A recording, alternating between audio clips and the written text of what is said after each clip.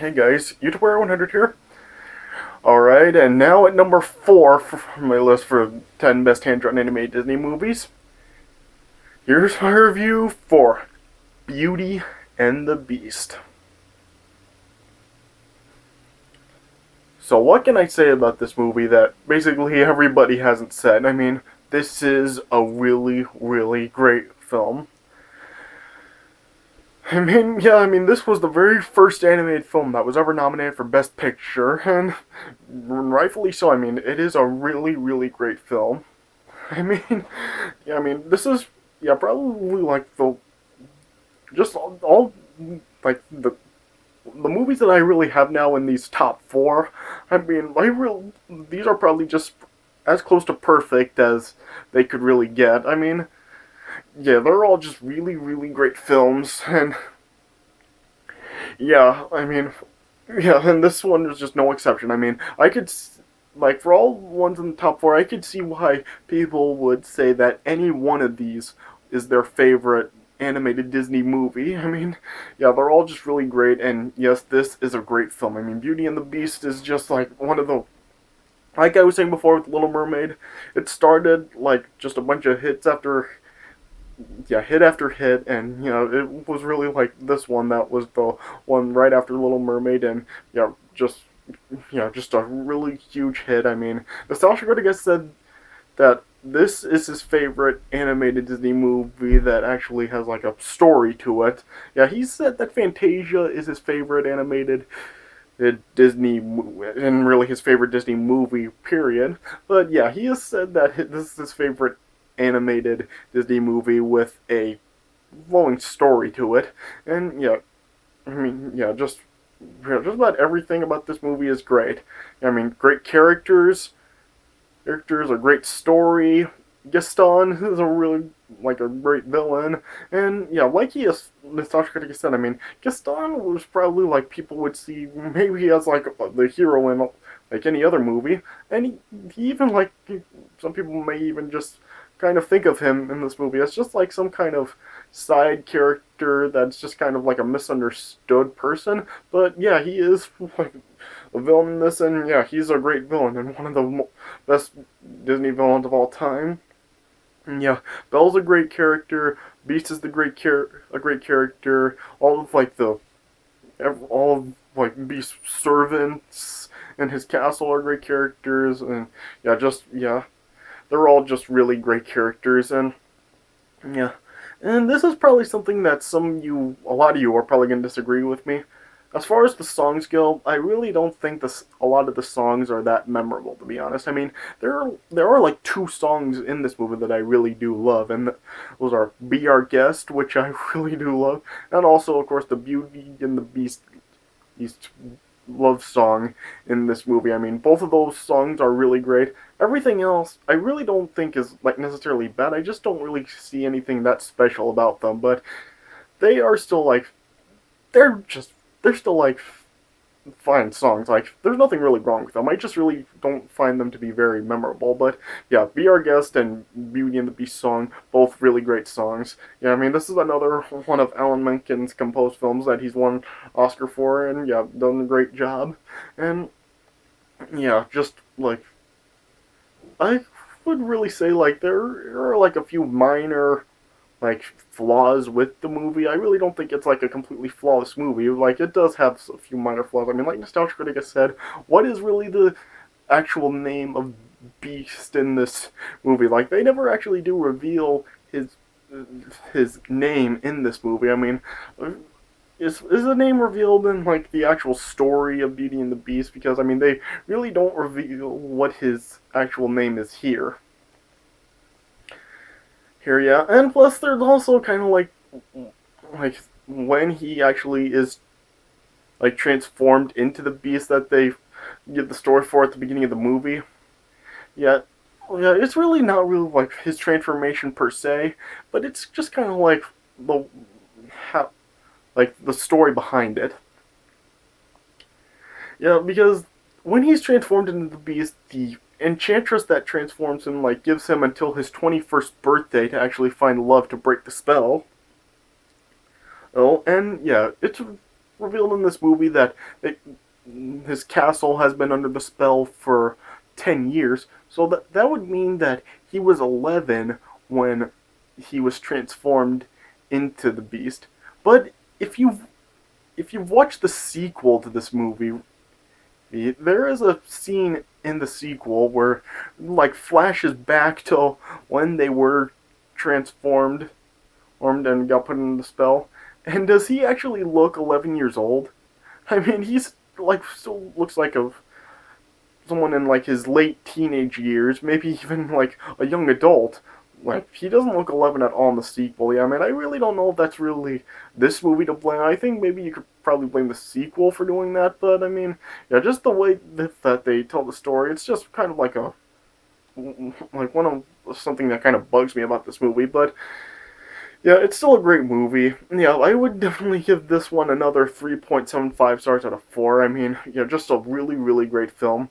And, yeah, I mean, the Beast also has a great design. Like, he's actually, like a real monstrous creature. Like, Nostalgia Critic has said he's, like, really werewolf-like. And, yeah, he does kind of resemble a werewolf, but he also, like, really does look like just a really beastly monster that you've probably, like, really never seen before. And yeah, it is a great design. And yeah, and also I should probably say that this movie has one of my favorite shots ever, and not just any Disney movies, but all movies in general. It has the scene when Belle and Beast are dancing, dancing, and yeah, you see them dancing in the room, and it like yeah, you see like it pans from the top of the chandelier all the way just right down to Belle and Beast dancing. I mean, just the shot looks freaking amazing with it just like panning down to from that enormous room. I mean, just an amazing shot right there, and I just really love that shot. Just an amazing shot right there, and yeah, just an amazing movie, and yeah, it's just a classic. So yeah, let me just get right into it. So the movie opens with just like telling the backstory of the Beast through like some stained glass windows with some narration. It's shown, yeah, it's shown on the windows and like narrated that there was an old beggar that was offering a rose to the prince for exchange in his castle away from cold. But the prince just turns her down, and it turns out that the beggar was an enchantress. And because of the way she was treated from the prince, she then transforms him into the beast and it just places the whole castle under the spell. And she also ends up giving the prince some magic mirror to just show him anything that he may want to see. She also has the enchanted rose. And as I said, she gave the prince until his 21st birthday to actually learn and earn the love from another before all the petals will fall from the rose. And if he doesn't, then he'll remain the beast forever. And then it cuts to Belle, and yeah, she just scampers around her village, and just she's looking for excitement, and everybody just like ends up ridiculing and also shows Gaston is like wanting Belle to marry him. But Belle just keeps turning her down, and throughout this movie, Gaston makes it a mission of his to get Belle to marry him. And it turns out that Belle's father, Maurice, is an inventor. And then, as he's traveling to a fair, he ends up getting lost in the woods. And then he ends up being chased by some wolves, and he eventually falls off his horse, and the horse takes off. off, and then the wolves end up chasing him to the castle, where he then enters, and then he sees like just everybody that was placed under the spell is now just household objects. There's like Lumiere, the candlestick, Cogsworth, a clock, Mrs. Potts, a teapot, and her son Chip, who's a teacup. And they're just trying to make him comfortable. But then the master of the castle, who's the beast, then finds Maurice and ends up holding him prisoner in the castle. And then the horse eventually returns home to Belle, and then the horse takes Belle to the castle. And then she finds her father locked inside. And then she just offers an exchange to the beast for her over her father, and then Beast agrees and frees her father, and then the beast realized that Belle could actually be the one to actually break his spell. So the beast tries to make her more comfortable than he did with her father. He actually gives her her own room and allows her to roam about the castle, except for going into the west wing.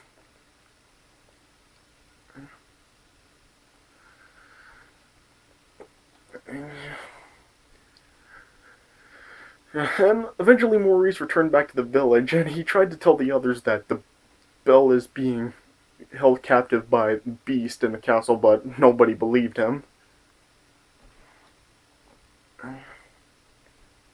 And as the master servants were trying to convince him to kind of change his ways to get Belle to fall in love with him, Belle just ends up rejecting the beast and just saying that she wants nothing to do with him. And then later on every the they're all just showing Belle around the castle, and then she eventually ends up sneaking into the West Wing, and then she found the magic rose for the beast's spell. And then after he catches her in the West Wing, he then just scares her off, where Belle then ends up running away. Hey, and then after Belle got surrounded by some wolves, the beast ended up coming to her rescue and fighting off the wolves. Well, then as Belle was then treating all of the beast's fights and stuff, she ends up thanking him for saving her. And then it's just showing then Belle and Beast just starting to see the good in each other, and yeah, and it just shows over time they become more acquainted with each other, and they start to fall in love. And as that's going on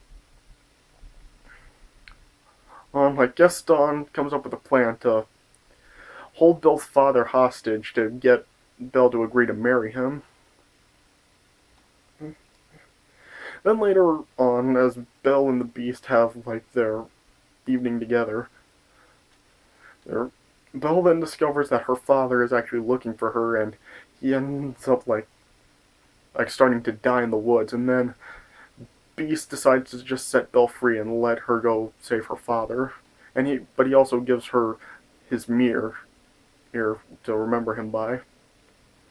And then Belle eventually found her father and brought him home. And then Gaston then came with all other villagers, and they were gonna place Belle's father in an asylum, but then Belle showed that the beast really did exist by showing everyone the beast through the magic mirror. Then after Gaston actually realized that Belle and the beast do love each other, and Gaston just told the villagers that the beast is actually a monster, and he decided to lead everyone to the castle to kill the beast, and they actually ended up locking Belle and her father up in their cellar. But then Chip, who actually snuck off with Belle, ended up freeing them. And then Gaston and the villagers arrived at the castle, and then all of Beast's, the master princes, his servants all ended up fighting the villagers, and Gaston went after the beast, and yeah, the Beast just didn't fight back at first. He felt that there was no point since he felt that the spell wouldn't be broken since Belle was gone. But after he saw Belle, then he fought Gaston off. And as Belle and the Beast were reuniting, Gaston ended up stabbing the Beast in the back. But then, and after Gaston lost balance, he ended up falling down to his death. And then as the Beast supposedly died, Belle then said that she loved him, and then it was just as the last petal of the rose ended up falling, and then that ended up breaking the spell, and then Beast and all of the castle was freed from the spell, and then yeah, they were all reuniting with each other, and yeah, it showed Belle dancing back in the ballroom with the now prince, and then yeah, just got back to the window and just showed Belle and the prince together, and that's how it ended.